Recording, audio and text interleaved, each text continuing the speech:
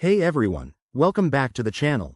If you're diving into the world of cryptocurrency, you know that transferring assets like Solana can feel intimidating, but don't worry, I'm here to guide you through it step by step. Today, we're tackling how to send Solana from your Arculus wallet to Bitmart in 2025. This process is straightforward once you know the ropes, and it'll help you manage your crypto more efficiently. First things first, make sure you have everything set up. You'll need the Arculus Wallet app installed on your device, some Solana in your wallet, and a verified Bitmart account ready to receive the funds. Also, double-check that you're using the latest app versions to avoid any compatibility issues in 2025's evolving crypto landscape. Let's jump into the steps. Start by opening your Arculus Wallet app and unlocking it with your PIN or biometric authentication for security.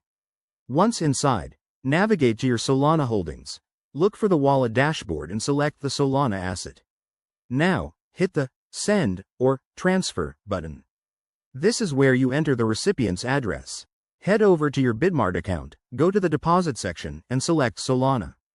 Copy the provided wallet address. It's crucial to get this right to avoid losing your funds.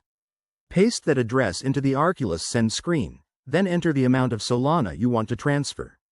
Remember to leave a little extra for network fees, which can vary based on Solana's blockchain congestion.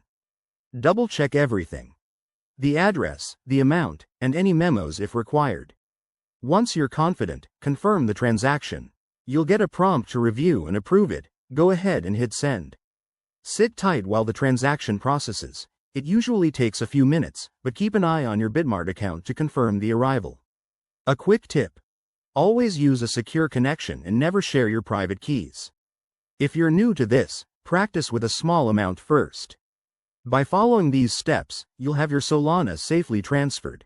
Thanks for watching. Hit that like button if this helped, and subscribe for more crypto tutorials. See you in the next video.